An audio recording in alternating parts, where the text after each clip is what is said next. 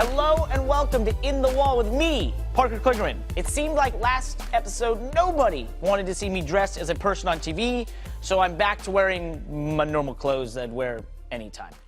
As always, use hashtag InTheWall to reach out to us on this show using Twitter, Instagram, anything. Go in the YouTube comments. We'll pull it out of there. We'll put you on the show. That's the point. This show is about you guys. Right into us. We haven't heard too much from you. All right, let's go into the world of racing.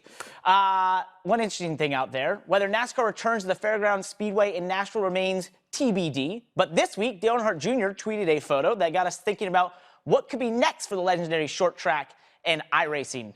I love that. I love that Dale is the arbiter of this stuff. And I love that he's trying to get North Wilkesboro into the service. I've told him I'd help him go mow that thing down if that's what they need. Into the world of Formula One. They are experimenting this weekend, the Mexican Grand Prix, as it will stream on-track action for the very first time on Twitch, just like esports. Each session will be streamed live and free in select European countries, with interactive and gaming elements added to the broadcast as well. Wonder what that's all about. Hey, if you're in one of those countries, write in, let us know what that was like and what gaming elements are there, because in the U.S. we will not be allowed. Fernando Alonso has 4 F1 starts in Mexico to his credit, but the 2-time world champion will face a much different challenge in January as he will make his Dakar Rally debut for Toyota's factory team. That is awesome. I've always wanted to do that, and this continues his World of Racing tour. Maybe we'll see him at the Knoxville Nationals next. Who knows? Who knows? It's basically like, where is Fernando? You never know where he's going to pop up. All right, and also in F1, Renault has been disqualified from the Japanese Grand Prix, wiping out a double points finish from Daniel Ricciardo and Nico Hülkenberg. The FIA ruled that Renault's brake bias system was legal technically, but it was still a driver aid that violated sporting regulations. Yeah, that makes sense. Renault says they won't appeal the DQ since they have no new evidence that it can overturn it. From what I understand, they found some way to automate the brake bias, which is pretty cool. Thing I take from this, innovation is not dead in Formula One. I like that. And here's another interesting thing. Very sort of outlandish and interesting, but the KPMG Football Benchmark is an analytics tool that measures the social media performance from 1,000 clubs, leagues, and sporting competitions on Facebook, Twitter, Instagram, and YouTube. Recent data, right there, from this tool showed that MotoGP is the only motorsport to crack the top 10. You would think it's Formula One, but I know why. They're probably playing a bit of catch-up right now.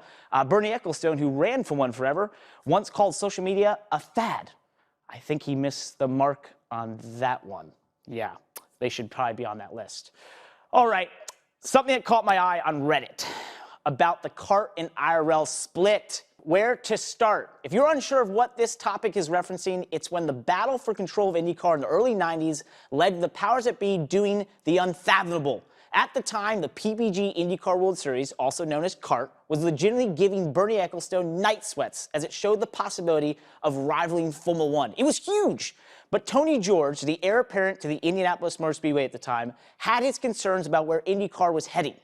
And he felt like they weren't being listened to. Therefore, he put the biggest chip of them all, the Indy 500, in his pocket and walked out of the room and created the Indy Racing League. In 1996, the world's most important auto race occurred without its star drivers and teams. That group raced at Michigan on the same day in a new upstart competing event. You can see why this is muddy. That started a battle between these two series and ideologies that lasted for over a decade, until 2008. Now both small figments of their combined former glory, they reunited to make what we now call the NTT IndyCar Series. If you want far more details on the split and the politics of the time than I can possibly give you without running out of breath, Marshall Pruitt wrote a great piece on Road and Track on its 20th anniversary in 2016 that you can find online on the internet where you're watching this very show.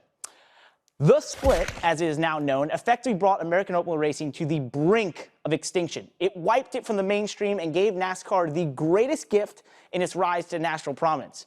The reason I'm bringing this up is to say it's shocking, after seeing the result of that split, that it could even enter the conscience of a modern-day racing series. It genuinely infuriates me.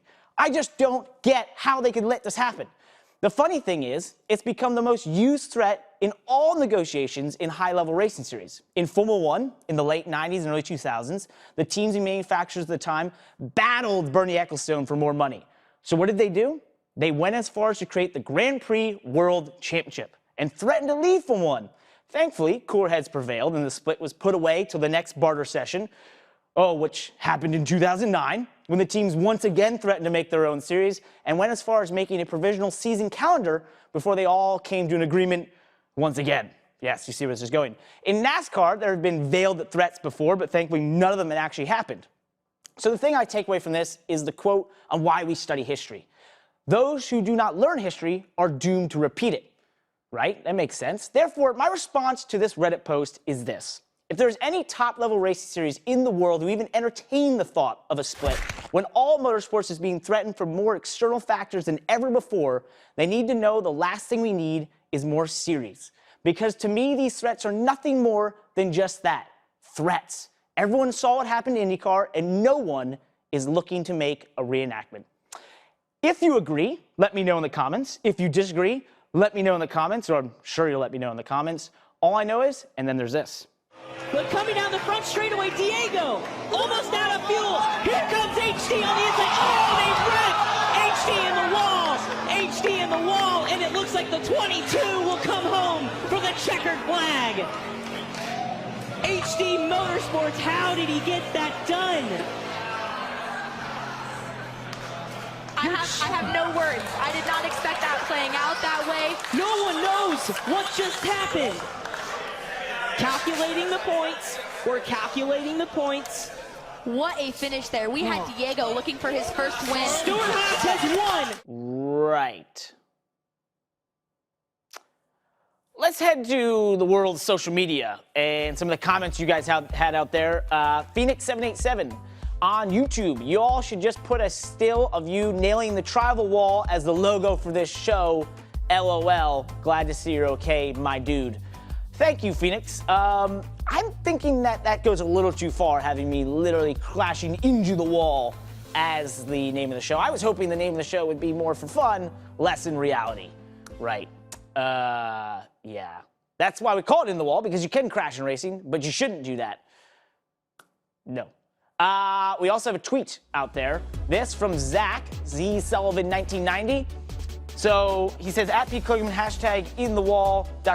almost. This is from, I'm assuming, someone driving around on the Charlotte Roval in iRacing in a cup car right there, getting very close to the chicane wall. Yeah, that's as close as you can get. But you stayed out of the wall, so you did not live up to it. Good job, whoever that is driving. If that's Zach, great job to you. I like that. Awesome. Good stuff. All right.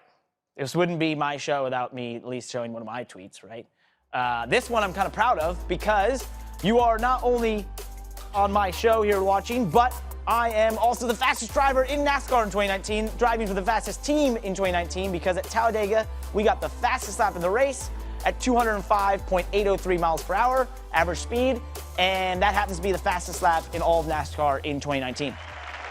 I know, hold your applause. I get it, thank you. It's pretty awesome.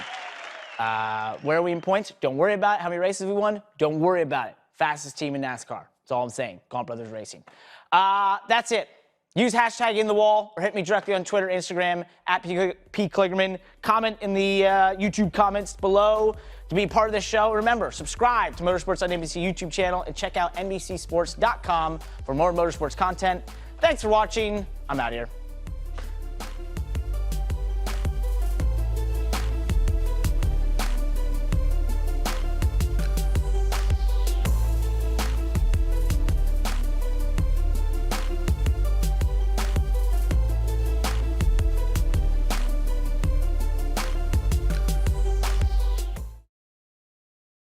Hey Motorsports fans, thanks for watching. Make sure you hit subscribe before you go for all the latest news and highlights across motorsports.